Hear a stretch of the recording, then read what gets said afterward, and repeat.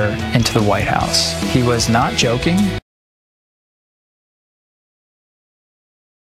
And in fact, he brought it up in the next meeting we had. This is a silent coup. These guys, if you ask me, ought to be the ones in jail. They ought to be the ones under investigation. They're calling it President's Day protest. More than 240 actions across the nation. Can you say definitely that California will be filing a lawsuit? Definitely and imminently. It's clear that this isn't an emergency. It's clear that in the mind of Donald Trump, he needs to do something to try to fulfill a campaign promise. He's going to protect his national emergency declaration, guaranteed. This is a threat in our country. This time, Denny Hamlin wins his second Daytona 500 and wins it for Coach Gibbs in Toyota. 176 or something. What was final score, Ted? Do you know? Yeah, it was, LeBron's team won. There you go. Yeah, that was the only thing going on this weekend. I there didn't was watch a big interview last night. Oh, yeah, that. There was that. We're going to get to that as well. Welcome aboard. It's President's Day. It's a federal holiday. We will have trivia sprinkled throughout the program. Let me query the both of you. Who was our shortest president? Shortest? I would say Garfield. James Madison. James Madison is correct. At really? 5'4". Did you know that? That's why they named the street. He was a small guy, yeah. Yeah, he was a little guy. Yeah. That's all. All right. We You're have a little lots smarter more. today. So anyway, happy holiday. All right, good, and happy President's Day. Meanwhile, lawmakers are bowing to get to the truth. Did you watch this last night? Andrew McCabe's jaw-dropping 60 Minutes interview.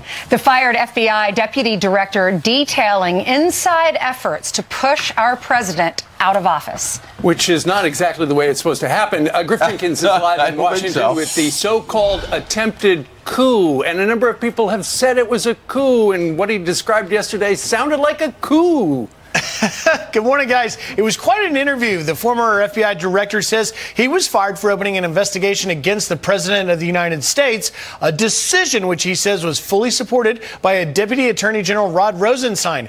And McCabe accuses Rosenstein of offering to wear a wire to collect evidence against the president.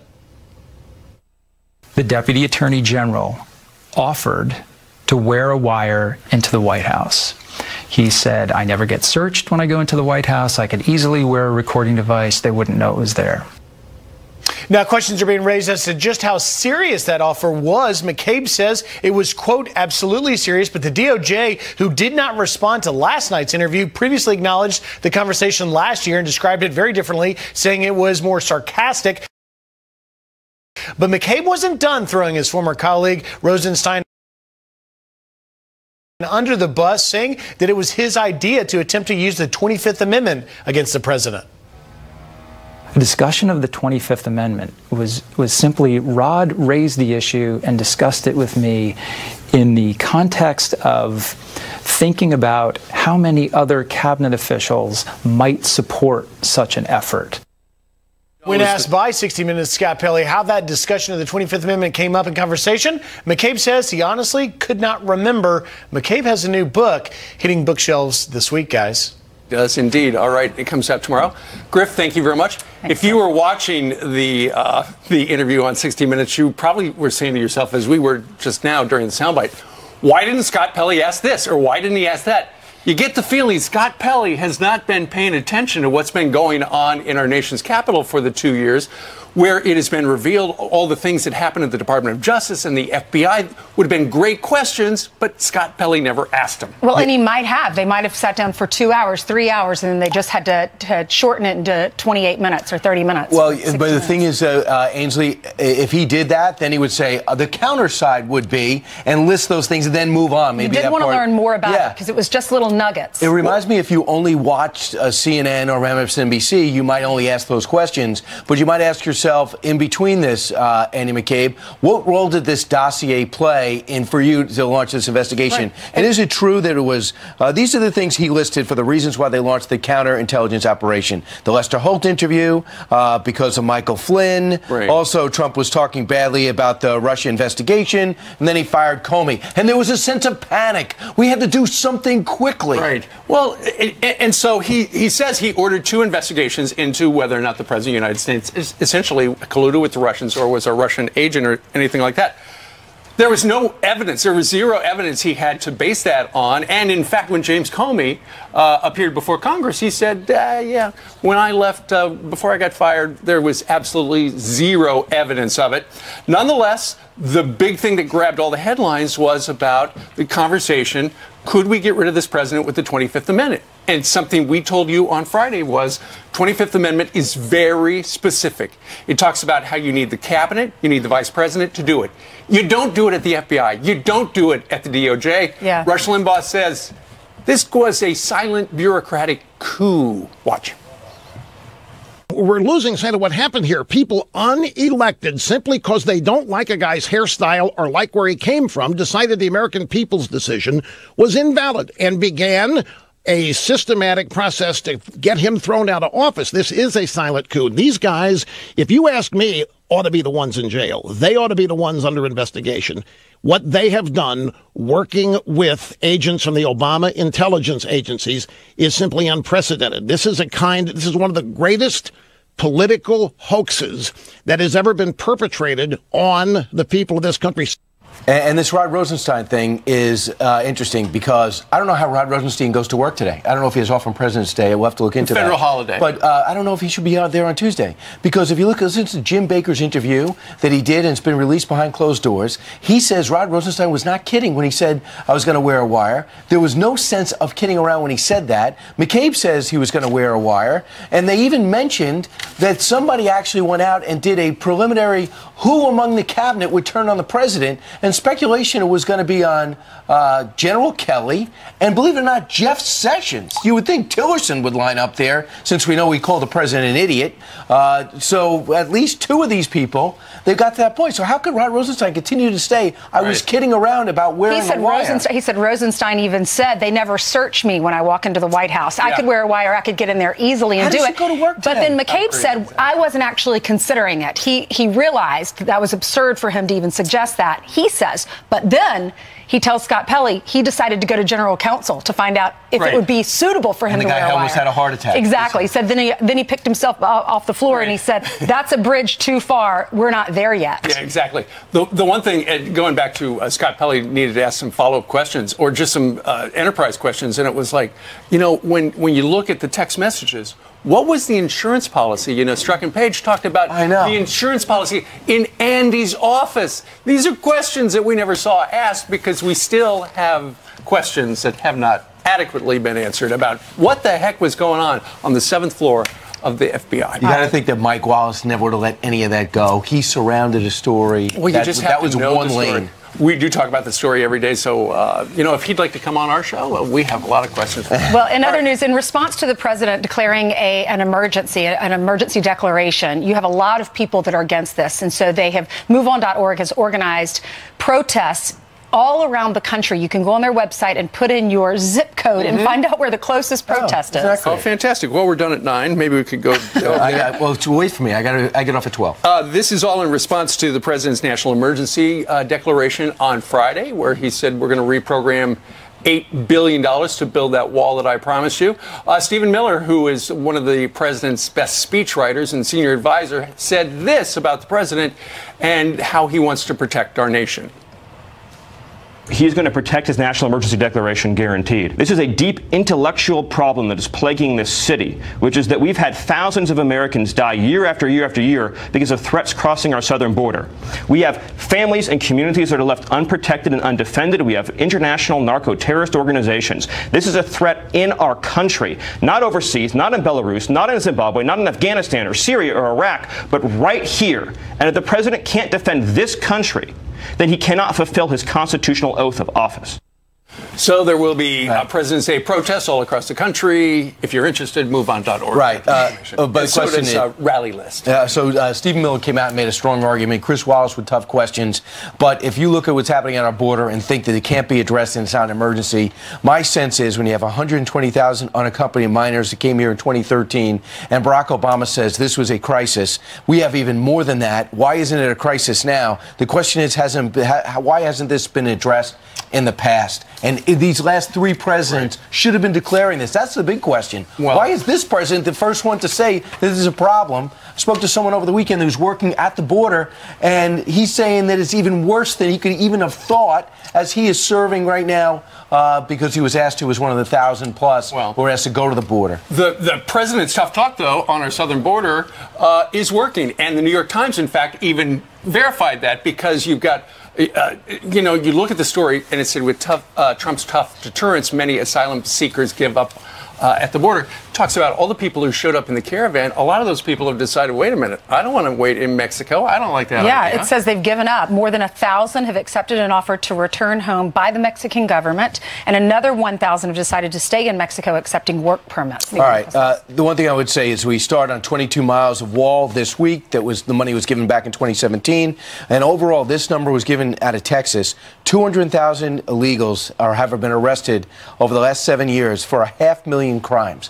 All these things, we have crime in our country, I get it. But anything that comes across our border illegal is preventable. And that's what the president's trying to say. Let's stop the preventable crimes. Not a crisis, not an emergency. So many people in the country say. The president, though, disagrees. Yeah, 5 states preparing to file suit against the president. He expected it. Now it's legal game on. Yep. All right. All right, let's hand it over to Jillian, who has some headlines for us. Hey, Jillian. That's right. Good morning. And we're following a story out of Virginia. So let's start with this. A manhunt is intensifying for a man suspected of shooting a Virginia police officer. Officials consider Jonquel Maurice Gray to be armed and dangerous after he allegedly shot and injured an officer during a traffic stop. The driver of the car surrendered as Gray jumped into the driver's seat and drove away. The car was later found abandoned. The wounded officer is expected to be okay. 24 illegal immigrants are under arrest accused of knocking down a border fence. Agents near San Diego tracking them down after discovering tire tracks near the broken barrier. They also found an abandoned truck. Customs officials say aging border fences were dismantled and driven through twice this month. President Trump heads to Miami today to give a speech on the crisis in Venezuela and the dangers of socialism. The South American country has recently erupted with political unrest. Meanwhile, during a trip to neighboring Colombia, Florida Senator Marco Rubio pressured disputed Venezuelan President Nicolas Maduro to stop blocking his borders and let much-needed U.S. aid into the country. NASCAR star Denny Hamlin races into the history books, winning the Daytona 500 for the second time. This time, Denny Hamlin wins his second Daytona 500 and wins it for Coach Gibbs. The America I see values basic human decency, not snatching children from their parents. It makes us embarrassing. Go to Munich and say that. Congressman Michael Waltz, former lieutenant colonel, served our country and says Biden is the one who should be embarrassed. He explains why next. Plus, actor Jussie Smollett's story about an attack keeps changing every single day, and we are live in Chicago with the new twists in that investigation. Speaking to a European audience at a conference in Munich, former Vice President Joe Biden criticized America's policies, especially those on refugees. He called that an embarrassment. The America I see values basic human decency, not snatching children from their parents or turning our back on refugees at our border. Americans know that's not right. The American people understand, please, because it makes us embarrassing. Embarrassing. Here to react, Florida Congressman and Green Beret Commander Michael Waltz joining us from, as you can see right there, if you know the skyline, Jacksonville. Congressman. Thanks, Steve. It's an embarrassment, our refugee policy, according to the former vice president.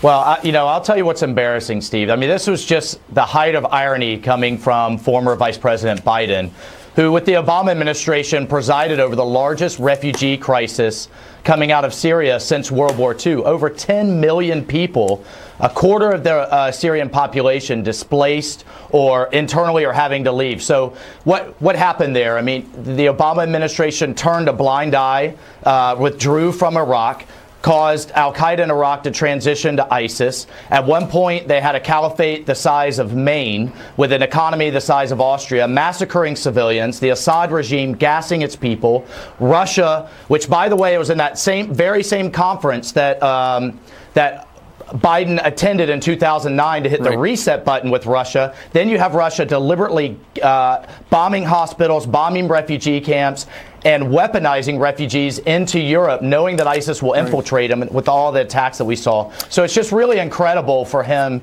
to be so sanctimonious when he presided over such a disaster in the Middle East that caused such a refugee crisis in the first place. It wasn't just the refugees. He also said our trade policies are self-defeating. But I don't remember the Obama administration going after our trading partners when we were getting the short end of the stick like this president is. Well, that's absolutely right in the sense that, look, for these trade policies, we have been in a trade war for the last several decades, and particularly with China. China has been in a trade war with us. It's been taking advantage of us. This president knows it and is taking it head on, whether it's the theft of our intellectual property, whether it's the theft of our technology, or whether it's taking advantage of American workers and businesses through unfair trade practices. So I think for the United States to actually stand up for itself isn't embarrassing at all. But, Steve, if I could just make a point, Quickly. When you're abroad at conferences like that, you're an American first. Exactly. You're not a Democrat or Republican. You got to stand up as an American. Our opponents are taking note. Politics always used to end at the water's edge, not anymore. That's right. Congressman Michael Waltz joining us from Jacksonville. Sir, thank you very much. All right. Thanks so much. All right. Meanwhile, what a story this is. Jussie Smollett's story about being attacked keeps changing every day. We're live in Chicago with new twists in the investigation. New questions this morning out of Chicago as two brothers there reportedly say Empire actor Jussie Smollett paid them to stage a hate attack. TMZ reports the case could go to a grand jury. Jeff Paul is live in Chicago with the latest on the investigation. Jeff? Good morning, Steve. Yeah, police here in Chicago aren't confirming any details surrounding that possible grand jury, but what they are saying is they want to speak with Smollett surrounding some new details that have come to light. Now, this is after some more questions have surfaced regarding the validity of this alleged attack. And this is something that the actor himself has spoken about in detail publicly, most recently on ABC. I see the attacker masked, and he said, "This MAGA country punches me right in the face." Who says Empire? This MAGA country ties a noose around your neck and pours bleach on you. And this is just a friendly fight? Now, Smollett gave that interview shortly after two brothers from Nigeria were arrested. The two men, though, are said to be familiar with Smollett, with at least one of them reportedly working on the set of Empire. That's the show that Smollett stars in. But those men now have since been released, and police didn't file any charges. They're tired. They're glad that justice prevailed for them. They put the work in, and I'm glad to say that they're on their way. Now, Smollett's lawyer released a statement saying that Smollett himself has been further victimized by claims that he played somehow a role in this alleged attack, but they say anyone saying that is lying. Steve? All right. Jeff Paul reporting live from Chicago. Thank you very much. All right, Brian Ainsley. All right, as Chicago police shift their investigation into Jussie Smollett's claims, our next guest is calling out the media for their initial response. Bethany Mandel is a contributor to the New York Post, and she joins us now to explain. Good morning to you, Bethany. Hey, good morning. Hey, you said this story couldn't pass the smell test. What are some of the red flags? I mean, what weren't red flags? So he was walking through the streets of Chicago during a polar vortex. It was the coldest snap in Chicago's history. And someone apparently recognized him from Empire, a show that is not universally popular. He's not Brad Pitt we're talking about. Knew he was gay, because that's because they recognized him. And they started screaming epithets, including MAGA country, in Chicago. That's not exactly MAGA country. Right. And now what we think? They happen to be carrying around bleach. Oh, yeah. I mean, don't you carry around bleach at 2 a.m.? And they happen to be two black Nigerians. Yeah, bleach at 2 a.m. with the noose, just hoping that they would run into someone that they would recognize from Empire. So let's also talk about what else we know. It looks like they were paid about $4,000 each is the speculation. It looks like they know they had the receipt from when they bought the rope. It looks like he's claiming that Jussie Smollett actually paid for the rope. Yeah, I mean, it was really laughably badly planned from start to finish. And this is sort of what happens when an actor writes his own plot. It is filled with nothing but holes. You know, and some of these reports say that they did a practice run days before. Now, I do want to say that Smollett is not considered a suspect, and they have not confirmed, as the reporter said, anything about the grand jury, but they're saying he's not a victim. So there's so many holes in this story, and hopefully it'll all come to light. What do you think about the media rushing to judgment with this? You had Senator Cory Booker on January 29th last week.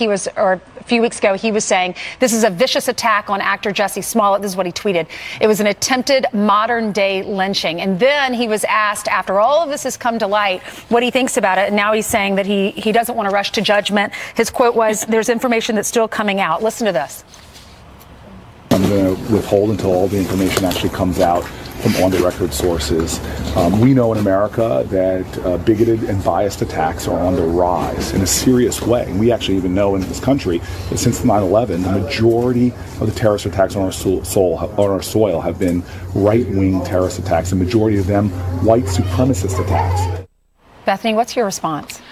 It's really frightening to me that our leaders are so gullible that they would fall for a story this outrageous and that they wanted it to be true. It wasn't ever plausible. It never sounded like it was true from the start. And the fact that they employed no critical thinking skills to consider the fact that, you know, maybe this isn't the entire story, and instead they ran with it because they wanted it to be true. I think that's such a sad commentary on the state of our society that we want there to have been a hate crime in order to employ it. If this guy made this up, he could be looking at 3 years in prison. And the fact that he doesn't want to talk to the cops anymore and he's lawyered up goes to show you where this story is heading. Yeah. Yeah, I mean, and he also didn't offer them his full phone records. So, I mean, this story right from the start, and I think that the Chicago PD knew that. If they didn't place out sort of an alert when they first got the report that they were looking for these guys. They knew something was up right from the start. Kamala Harris has jumped to conclusions as well, and the president said it was a horrible attack because he took him at his word. Looks like we shouldn't have. Yeah, I mean, it was very clearly not something that made sense at the time. And what's really frightening is that they continue to sort of pursue it because they wanted him to be right. They wanted to be able to use this as a way to bludgeon their opponents. All right, Bethany. Bethany, appreciate it. Thank you. Thanks. Andrew McCabe says that Rod Rosenstein wasn't joking when he offered to wear a wire. He said, I never get searched when I go into the White House. I could easily wear a recording device. They wouldn't know it was there. He was absolutely serious. Dan Bongino says that interview was incredible for all of the wrong reasons, and he joins us live next. Plus, get ready to set sail with Dorothy, Blanche, Rose, and Sophia. Aww. The Golden Girls cruise coming to a port near you.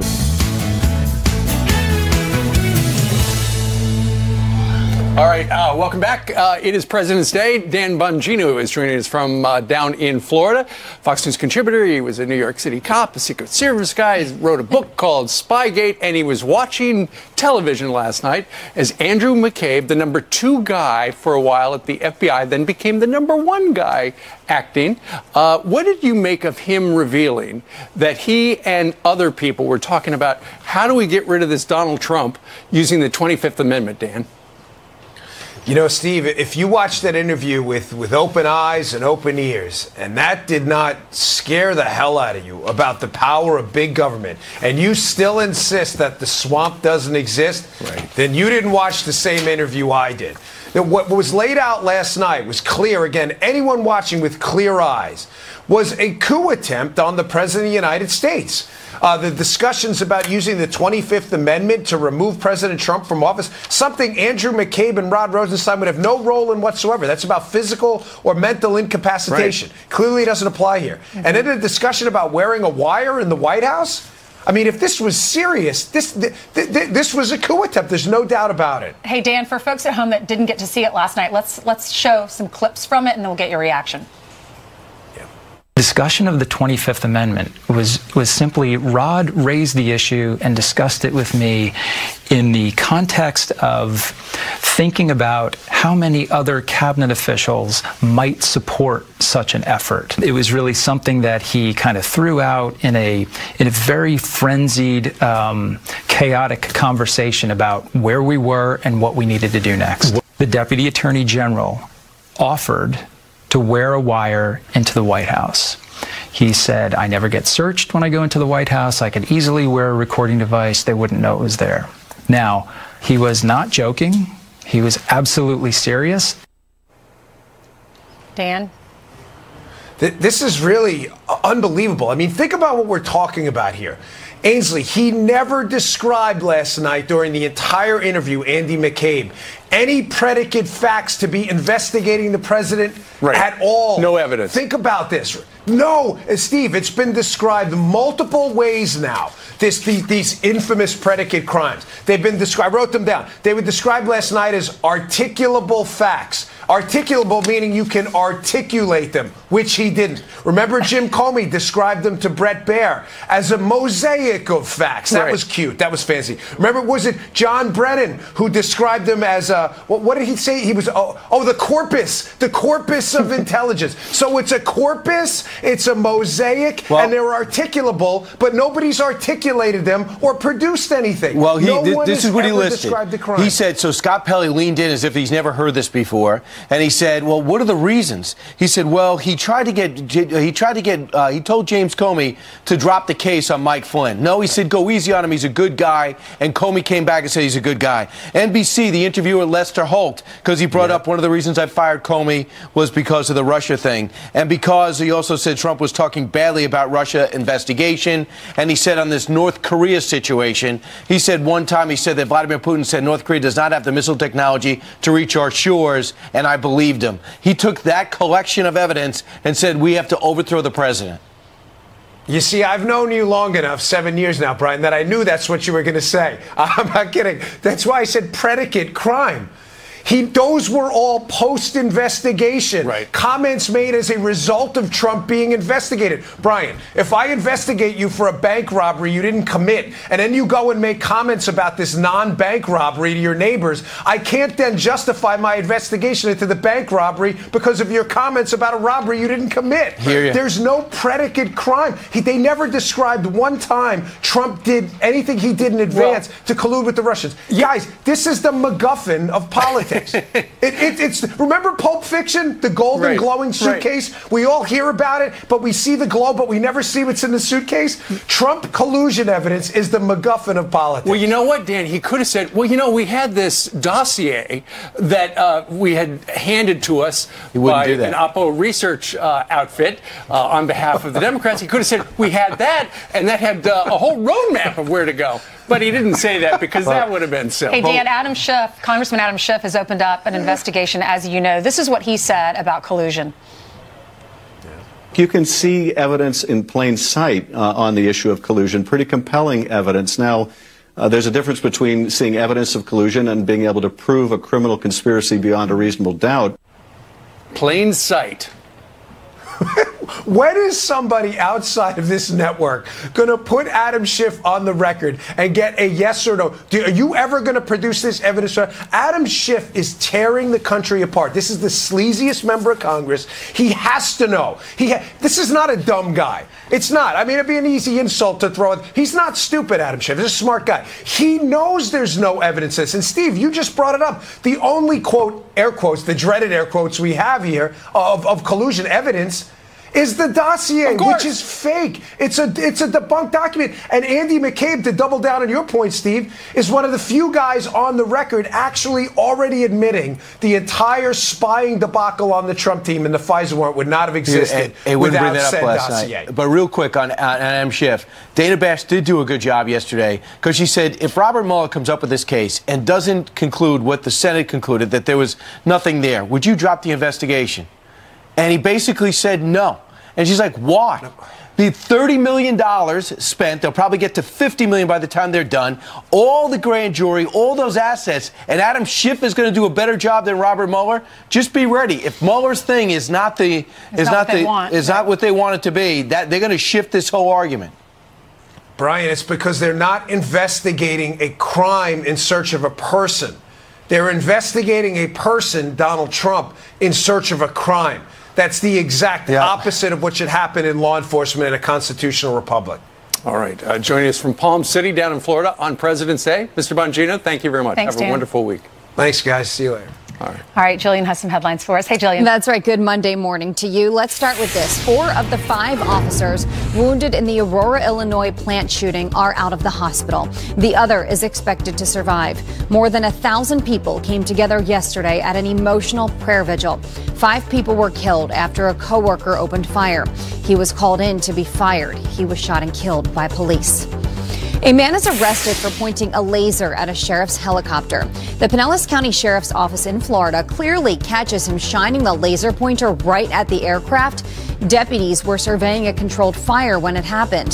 The man admitted to the crime but claimed he didn't know it was illegal despite a warning sticker on the actual laser. Brian Harding is being held on $25,000 bond. And we all know them, we all love them, and now we can take a cruise inspired by them.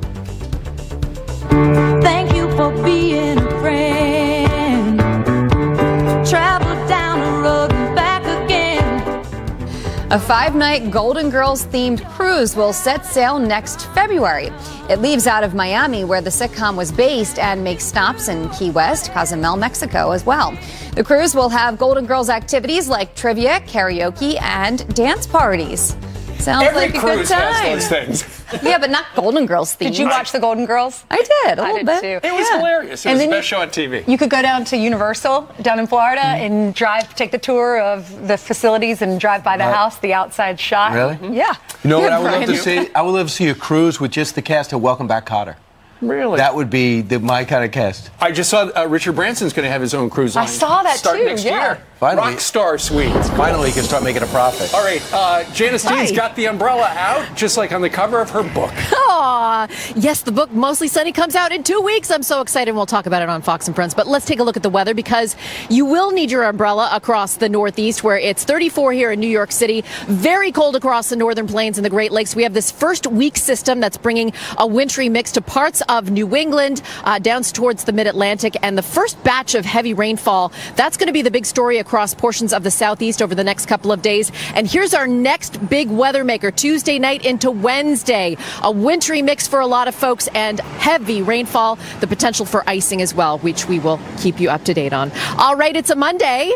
I have an umbrella back inside. Enough said. All right, JD, thank you. Thank you, Janice. Meanwhile, it's not just southern states affected by the border crisis. Meth from Mexico is fueling a deadly opioid epidemic in Ohio. One detective fighting the scourge and surge on the ground is going to join us next.